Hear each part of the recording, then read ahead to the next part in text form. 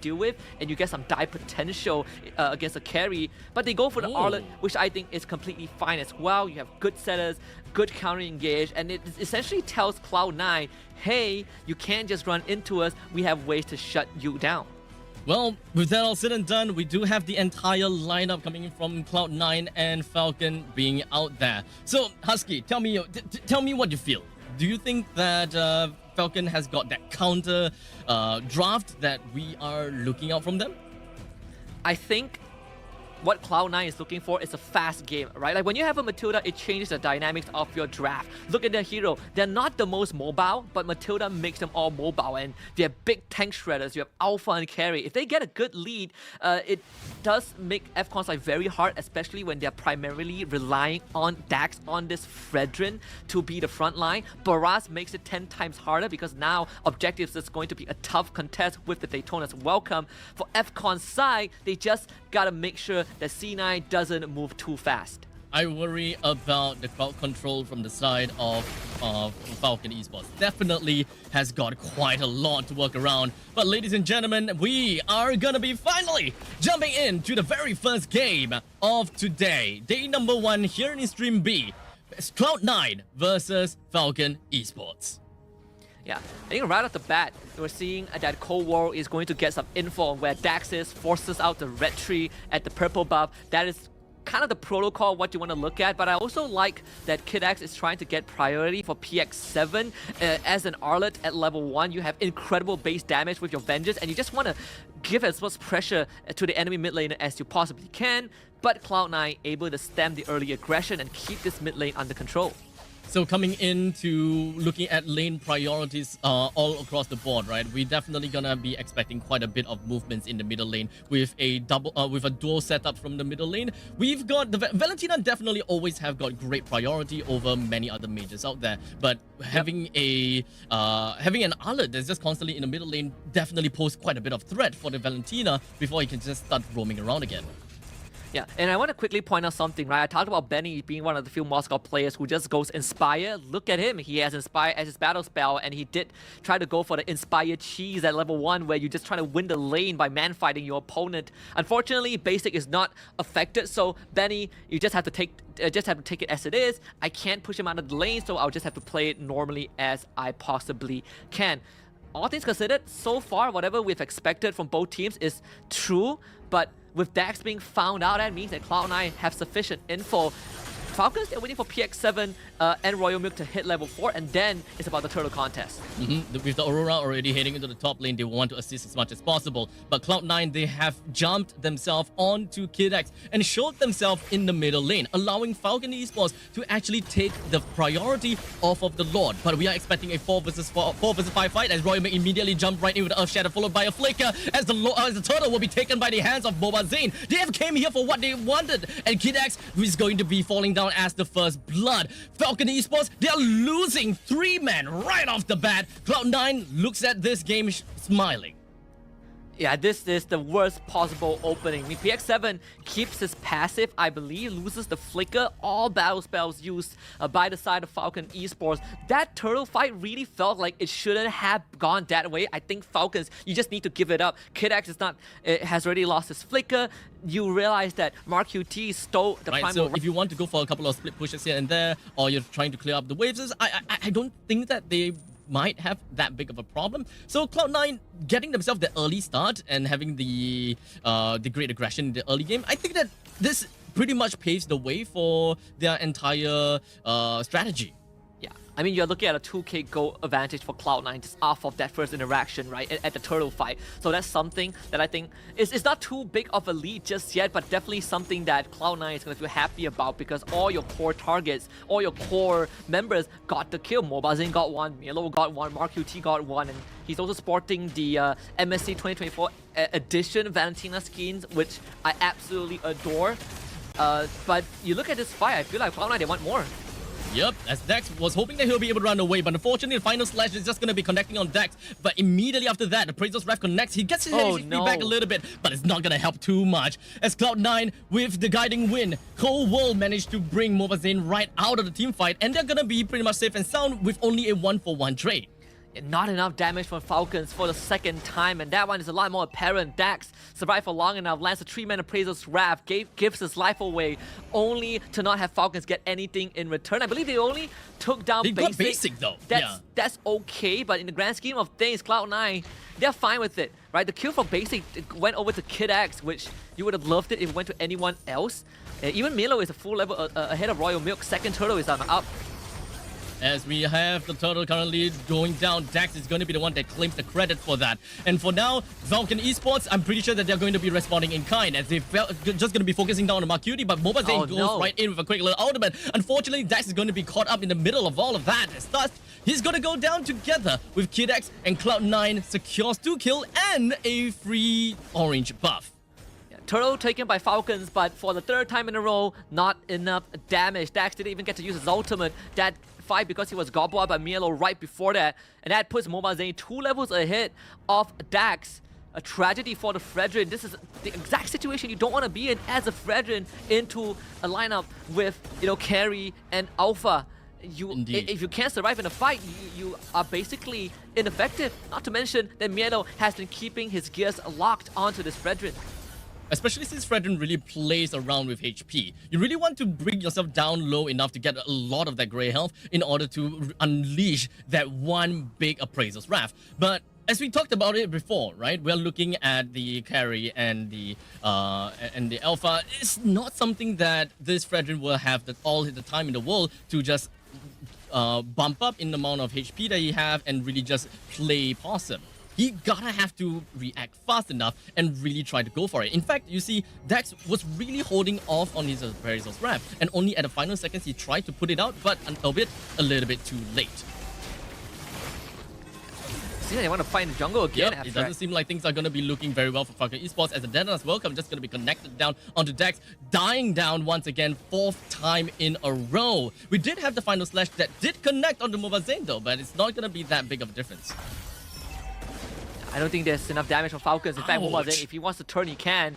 Even use the conceal. Unfortunately, Kid X gets swiped to the grave.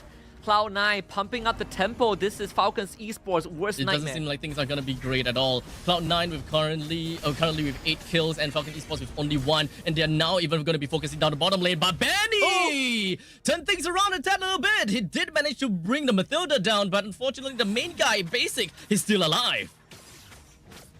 Best case scenario, I suppose. You could have asked for a better trade, at least it's a 1-for-1. Would have loved to take down Basic, but Falcons arriving at the 3rd turtle. Without the Moskov coming in, Dax still somehow did manage to take the turtle away from Cloud9. Mobazane definitely not happy about that.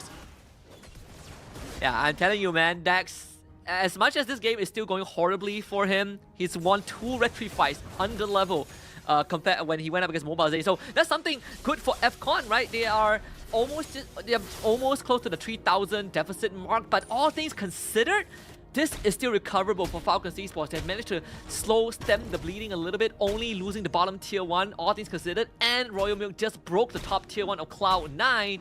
And that means Falcons, they've gotten some space for themselves, and this is beneficial, especially when you want Benny to sustain. They're really definitely gonna have to bide their time and find the right opportunity to really just jump right in for an all-out team fight. But we gotta have to look out for the main playmakers of FALCON Esports. Is Benny really available, and is Benny really ready for those kind of fights? And in the meantime, PX7 as well. He's currently been stuck in the middle lane for quite a tad bit and unable to really come in for being very pivotal in fights. We don't really quite see that much of an impact, unfortunately. For now, we're just going to be looking at the middle lane. His HP is not looking good. PX7, not looking good. Recalling, and as for the side of Cloud9, I think that they're more or less ready to try to bring down this Facility defense turret. Yeah, PX7 lost the flicker, has no more passive to work with, but Falcons arrived just in time to defend this tier 1. Both sides did trade their final side lane tier 1, so far, state of the game, even Falcons Esports not letting Cloud9 get too far ahead. The side lane game is done. And everyone is probably going to double dip themselves into the middle lane to try to bring down the first defense turret. This is a game of river control. Whoever's able to bring down the first defense turret here is ultimately going to get a big boost in commanding the opponent's jungle. We talk about the setup that FALCON Esports have with this Arlet, right? That's something that Cloud9 would need to be constantly reminding themselves of. Glowing Wand now purchased by PX7, that's going to severely impede Cold War's effectiveness with the Matilda. We'll see if this Lord fight is going to turn out in their way. With the Lord currently being pulled out, Falcon Esports itself, Cloud9 understands that it is very scary. This Lord is very daunting, and holding on to the Lord for extended period of time is not going to be good, as the final slash is going to be connecting down on the 2. He wants to get himself in the heart of the battle, as now they're just going to be focusing on the Kid X. He went in a little bit too deep, and unfortunately, Falcon Esports wasn't able to help him too much. With Royal Milk coming in on the second part of the fight, he's going to be whittled down to the all-time low too. And Cloud9 succeeded in this fight against Falcon Esports without losing a single one. I don't think Falcons can even attempt to steal this Dax. He might just have to give himself away. He might even go down. I'm surprised that they even tried to try to challenge for this, as the rest of Cloud9 focuses onto Dax, brings him down immediately while Mobazane stayed behind to bring the Lord down.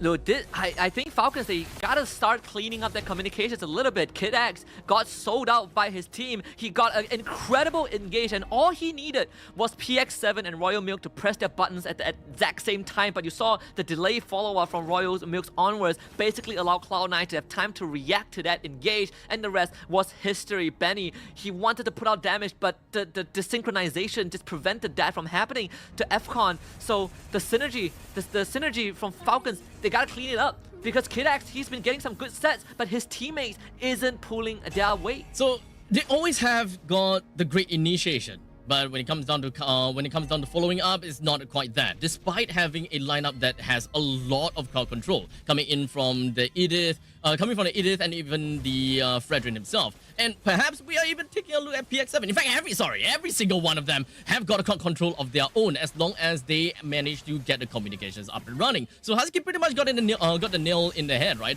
We need the communications coming from the side of Falcon Esports to be a lot more precise, and they gotta have to call out each of these shots and all of these skill shots. Yeah. Luckily, they still defend all the inhibitors. That's the least silver lining.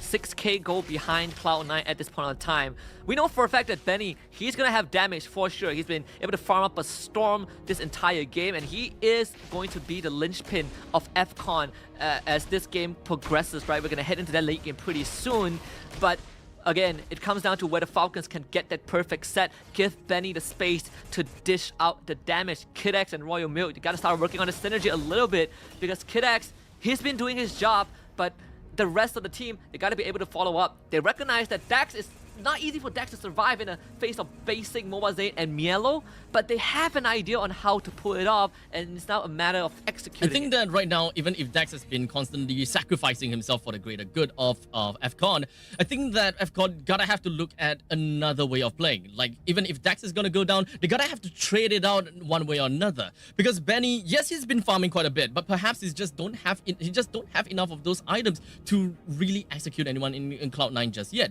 And we are coming into 12 minutes of the game. I believe that once we hit about 15 minutes of the game where Dax is able to contest for Lord when both junglers are level 15, that is probably gonna be FCON's game.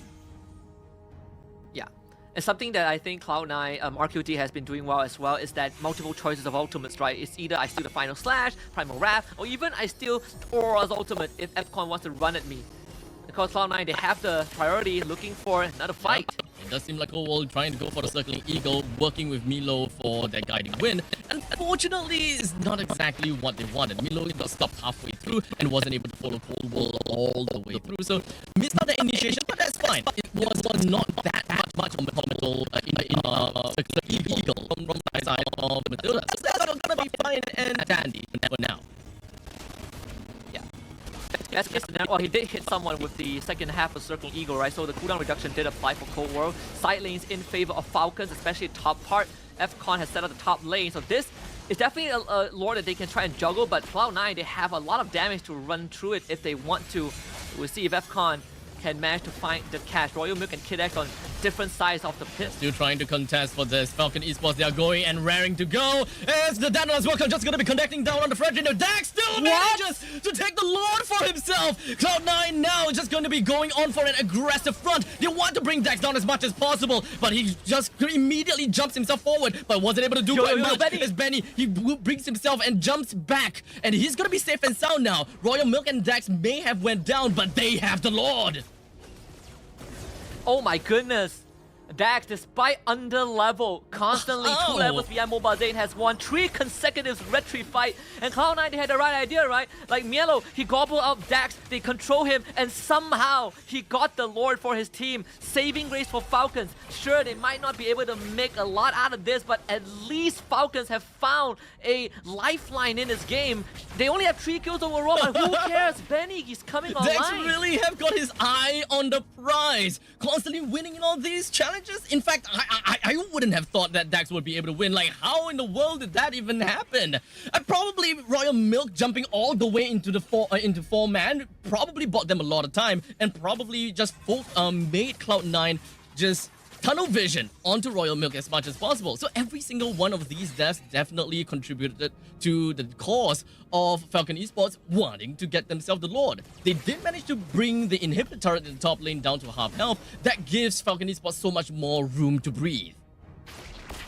Yeah, I'm gonna quickly talk about the deficit in terms of gold. Majority of Cloud9's gold lead actually comes from the jungle gap, right? Mobile Zane has like what, a 5k goal advantage over Dax. That's pretty much it. Everyone else is on this almost the same level in terms of net worth. So that means that Cloud9's net worth can be considered as inflated. They want to look for Dax. They're also going to be jumping onto Dax once again. They are not going to be stopping until Dax is finally dead. But Cloud9 realizes that all of their skill shots is just not connecting and immediately retreated out of that. Yeah.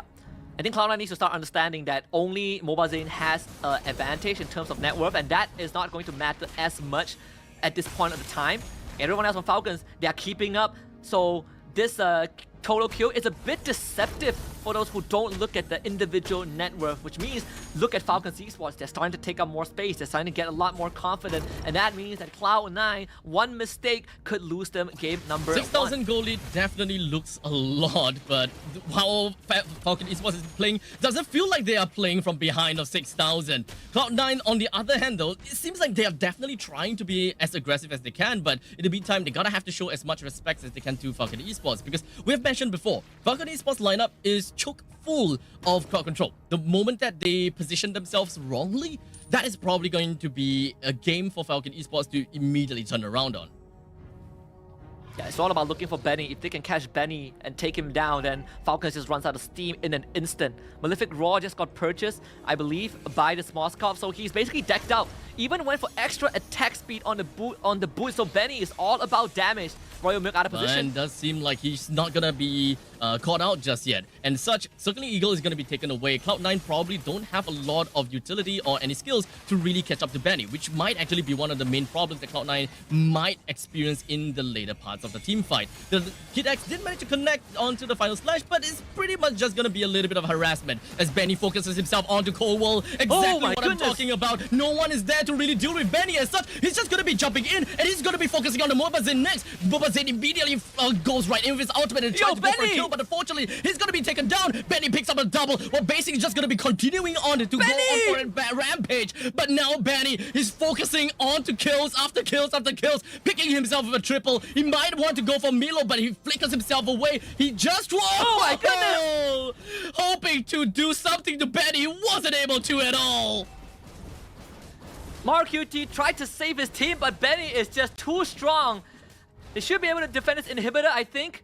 Maybe Benny would just power through it. It seems like MarQT keeps the structure alive. Lord, I believe, was taken by the side of Falcons in that chaos. Again? So Cloud9, they have essentially lost whatever lead they've gotten. We talked about the only net worth advantage that they have was for Mobile Zane. Look at this fight, right? Royal Milk goes and engage. He sacrifices his life to get Mobile Zane, but Benny uncontested the entire fight.